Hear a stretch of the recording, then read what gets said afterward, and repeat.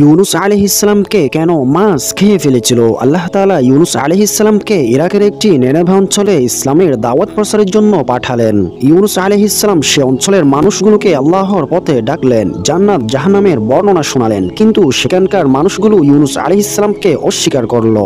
এভাবে দীর্ঘদিন তাদেরকে দাওয়াত দেওয়া হলো, তবু কেউ গ্রহণ করলো না। ইউনুস আলাইহিসসালাম তখন রাগ করে সে অঞ্চল থেকে চলে গেলেন। তবে আল্লাহ তাআলা সে অঞ্চল থেকে ইউনুস আলাইহিসসালামকে চলে যাওয়ার জন্য অনুমতি দেয়নি।